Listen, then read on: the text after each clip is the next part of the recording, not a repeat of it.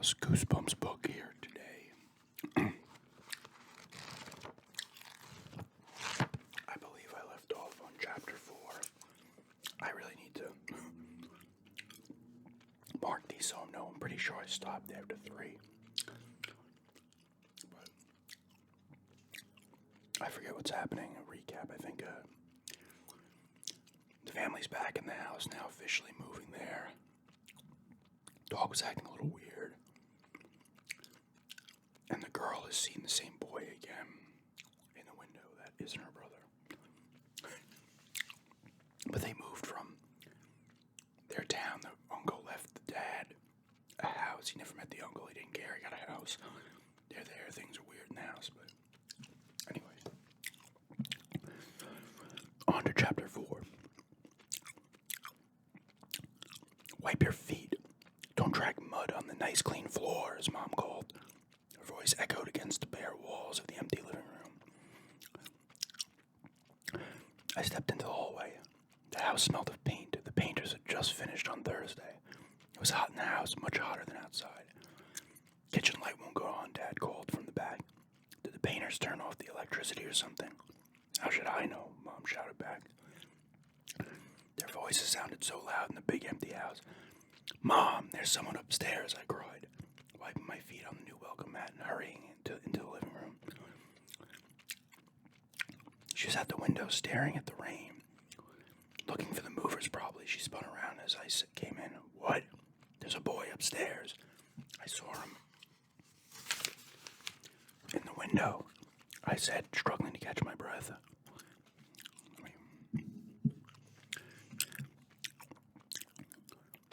Josh entered the room in the back hallway. He'd probably been with Dad. He laughed. Is someone already living here? There's no one upstairs, Mom said, rolling her eyes. Are you two getting maybe a break today or what? What did I do? Josh whined.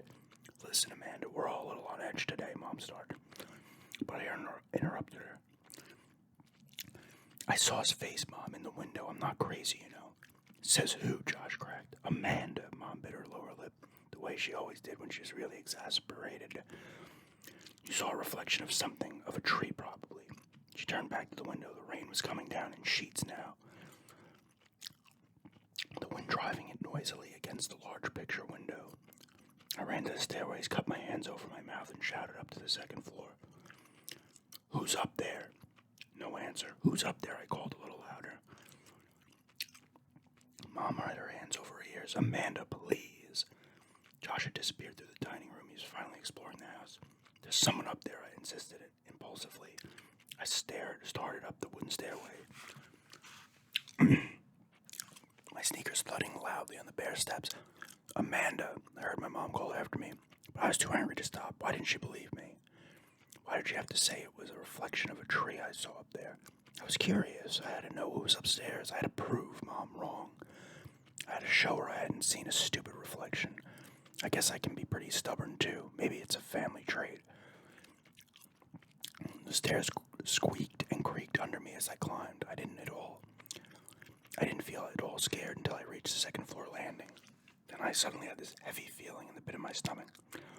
I stopped, breathing hard, leaning on the banister. Who could it be? A burglar. A bored neighborhood kid had broken into an empty house for a thrill. Maybe I shouldn't be up here alone, I realized. Maybe the boy in the window was dangerous. Anybody up here? I called, my voice suddenly trembly and weak. Still leaning against the banister, I listened, and I could hear footsteps scampering across the hallway. No, not footsteps. The rain, that's what it was. The patter of rain against the slate shingled roof. For some reason, the sound made me feel a little calmer. I let go of the banister and stepped into the long, narrow hallway. It was dark up here, except for a rectangle of gray light from a small window at the other end. I took a few steps, the old wooden floorboards creaking noisily beneath me. Anybody up here? Again, no answer. I stepped up to the first doorway. On my left, door was closed. The smell of fresh paint was suffocating. There was a light switch on the wall near the door. Maybe it was tall from the hallway. For the hallway. I clicked it on, but Nothing happened. Anybody here? My hand was trembling as I grabbed the doorknob. It felt warm in my hand and damp. I turned it, taking a deep breath, pushed open the door. I peered into the room. Gray light filtered in through the bay window. A flash of lightning made me jump back. The thunder that followed was a dull, distant roar. Slowly, carefully, I took a step into the room, then another. No sign of anyone. This was a guest bedroom, or it could be Josh's room if he decided he liked it. Another flash of lightning. The sky seemed to be darkening. It was pitch black out there, even though it was just after lunchtime. I backed into the hall. The next room down was going to be mine. It also had a bay window that looked down on the front yard. Was the boy I saw staring at me in my room?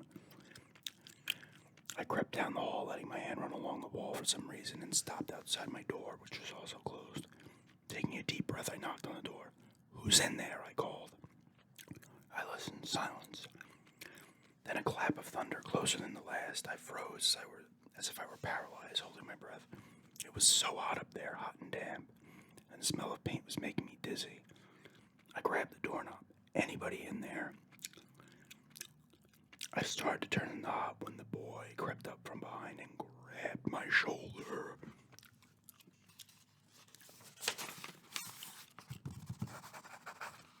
That is the end of chapter 4. 5. I couldn't breathe. I couldn't cry out. My heart seemed to stop. My chest felt as if it were about to explode. With a desperate, terrified effort, I spun around. "Josh!" I shrieked. "You scared me to death," I thought. He let go of me and took a step back. "Gotcha," he declared, then started to laugh, a high-pitched laugh that echoed down the long, bare hallway. My heart was pounding hard now. My forehead throbbed. "You're not funny," I said angrily.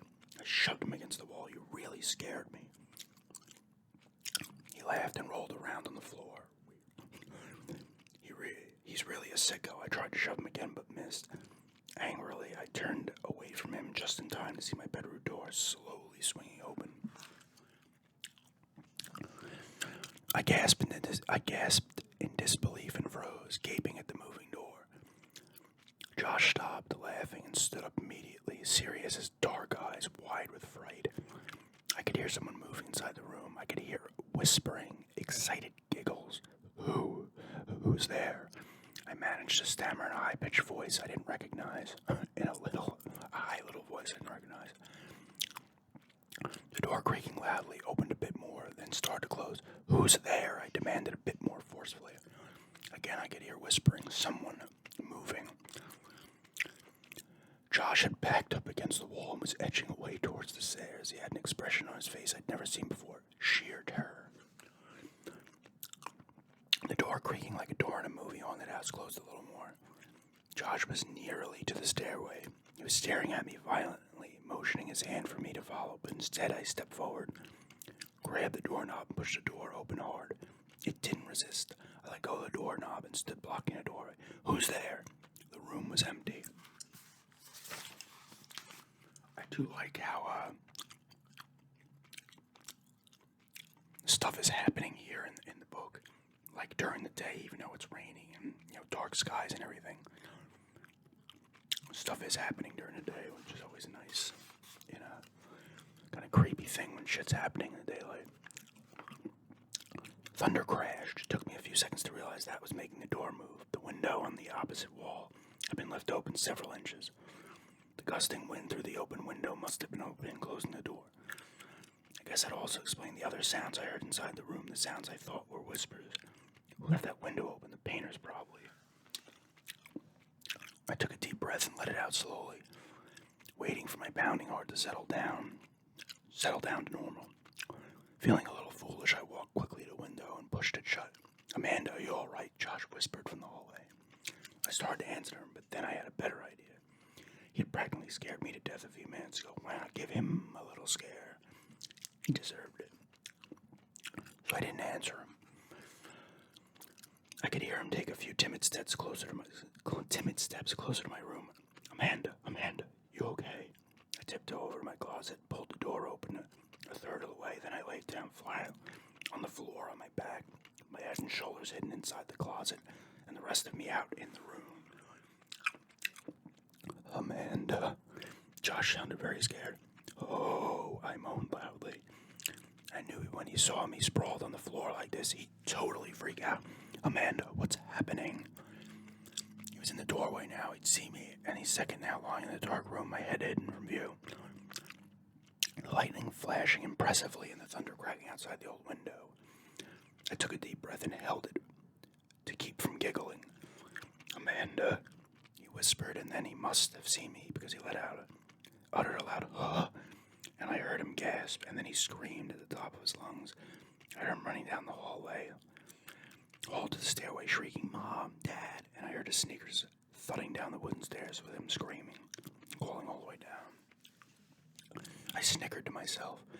Then before I could pull myself up, I felt a rough, warm tongue licking my face. Petey! He was licking my cheeks, licking my eyelids, licking me frantically as if he were trying to revive me, or as if he let me know that everything was okay. Oh, Petey, Petey, I cried, laughing and throwing my arms around the sweet dog. Stop, you're getting me all sticky. That was a little much.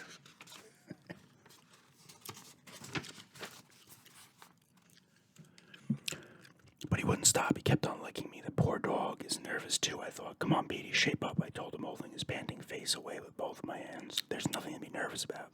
This new place is going to be fun. You'll see. Let's see how long. 6s. Alright. I like these chapters are very short, so I'll go through 6. It's only like 3 pages. I gotta remember a little bookmark that it's 7 that I'm on next. Okay, here we go. That night I was smiling to myself as I fluffed up my pillow and slid into bed. I was thinking about how terrified Josh had been that afternoon, how frightened he looked, even after I came prancing downstairs perfectly okay. How angry he was that I fooled him. Of course, Mom and Dad didn't think it was funny. They were both nervous and upset because the moving van had just arrived, an hour late. They forced Josh and me to call a truce. No more scaring each other. It's hard not to get scared in this creepy old place, Josh muttered, but we reluctantly agreed not to play any more jokes on each other, if we could possibly help it. The men complaining about the rain started carrying in all our furniture. Josh and I helped show them where we wanted stuff in our rooms. They dropped my dresser on the stairs, but only got a small scratch. Classic. Moving shit in the rain fucking sucks. The furniture looked strange and small in this big house. Josh and I tried to stay out of the way while Mom and Dad worked all day arranging things, emptying cartons, putting clothes away. Mom even managed to get the curtains hung in my room. What a day! Now a little after 10 o'clock, trying to get to sleep for the first time. In my new room, I turned onto my side, then onto my back. Even though this was my old bed, I couldn't get comfortable. Everything seemed so different, so wrong. The bed didn't face the same direction as my old bedroom. The walls were bare. I hadn't had time to hang any of my posters. The room seemed so large and empty. The shadows seemed so much darker. My back started to itch, and then I suddenly felt itchy all over. The bed is filled with bugs, I thought, sitting up, but of course that was ridiculous. It was the same old bed with clean sheets. I forced myself to settle back down. Close my eyes. Sometimes when I can't get to sleep, I count silently by 2s, picturing each number in my mind as I think it. It usually helps to clear my mind, so I could drift off to sleep. I tried it now, burying my face in the pillow, picturing the numbers rolling past. 4, 6, 8. I yawned loudly, still wide awake at 2:20. I'm going to be awake forever, I thought. I'm never going to be able to sleep in this new room. Then I must have drifted off without realizing it. I didn't know how long I slept, an hour or 2 at most. It was a light, uncomfortable sleep, then something woke me. I sat straight up, startled. Despite the heat in my room, I felt cold all over. Looking down at the end of my bed, I saw that I had kicked off the sheet and light blanket. With a groan, I reached for them, but then froze. I heard whispers. Someone was whispering across the room. Who's there? My voice was a whisper. 2, tiny and frightened. I grabbed my covers and pulled them up to my chin. I heard more whispers. The room came into focus and my eyes adjusted to the dim light.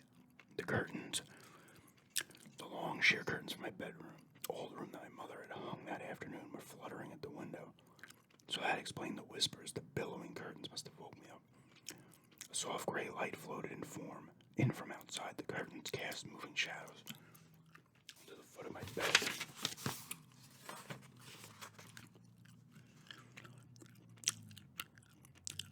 Yawning, I stretched and climbed out of bed. I felt chilled all over as I crept across the wooden floor to the window. There's a car going past loudly. It was like throwing me off. As I came near, the curtain stopped billowing and floated back into place.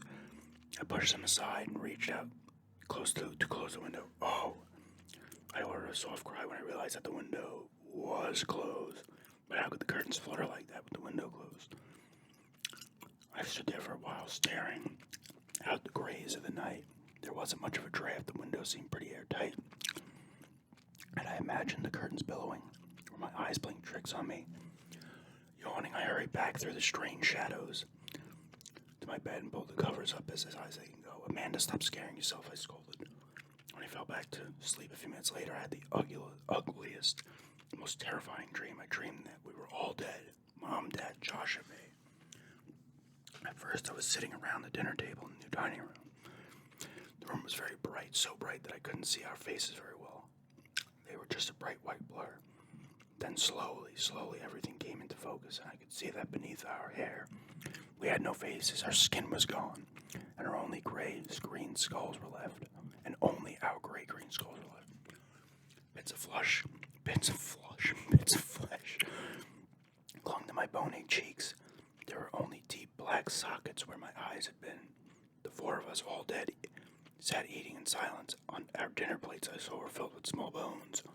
A big platter in the center of the table was piled high with gray-green bones, human-looking bones. And then in this dream, our disgusting meal was interrupted by a loud knocking on the door, an insistent pounding that grew louder and louder. It was Kathy, my friend from back home. I could see her at the front door pounding on it with both fists. I wanted to go answer the door. I wanted to run from the dining room, pull open the door, and greet Kathy. I wanted to talk to Kathy.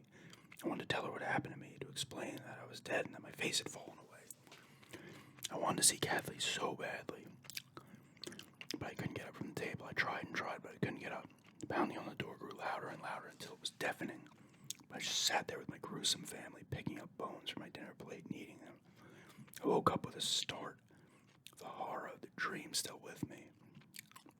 I could still hear the pounding in my ears. I shook my head, trying to chase the dream away. It was morning. I could tell from the blue of the skies outside the window. Oh no. The curtains, they were billowing again, flapping noisily as they blew into the room. I sat up and stared. The window was still closed. Dun, dun, dun. There's pretty good chapters there. I know these books are for kind of like younger kids, I guess early teens, but pretty good descriptions there and that stuff. If anybody wants, I could do I review the cover art for the video games. That was originally a request, and now I'm continuing to do it. If you want, I could review the cover art of these books. But yeah, I'll be back with another one. I might go longer next time to get through maybe 4 chapters. I'm on page 45, and there is